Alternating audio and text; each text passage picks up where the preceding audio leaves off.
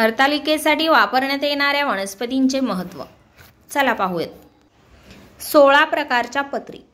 हरतालिका देवीच्या पूजनामध्ये पत्री म्हणजे झाडांची पाने अर्पण करण्याची पद्धत आपल्या हिंदू धर्मामध्ये आहे।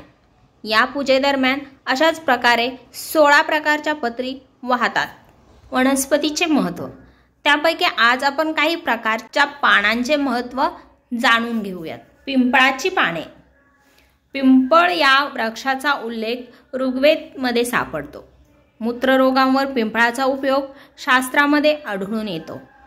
देवदार। देवदारचा उपयोग स्त्रियांवरील विविध रोगांमध्ये केला जातो। जीवाणुनाशक, वेदनाशामक, दाहक विरोधी, अँटीऑक्सिडंट, अल्सर विरोधी, पाचक औषधांमध्ये देवदारचा वापर केला जातो। कणेर।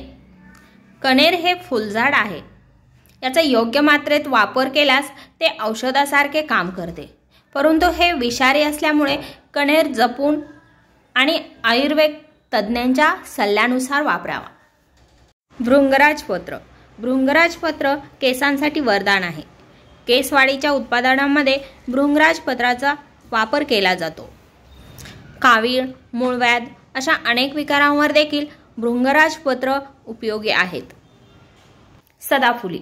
एखादा व्रण, जखम जाईच्या पानांच्या काड्याने धुवून टाकल्यास किंवा त्याची पाने जखमेवर ठेचून लावल्यास जखम लवकर ठीक होते।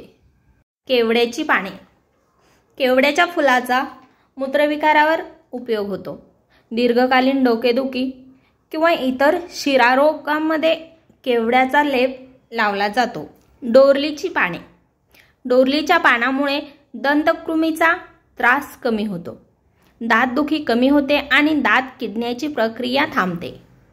ही माहिती तुम्हाला आवडल्यास चॅनलला लाईक, शेअर अँड सबस्क्राईब करायला विसरू नका।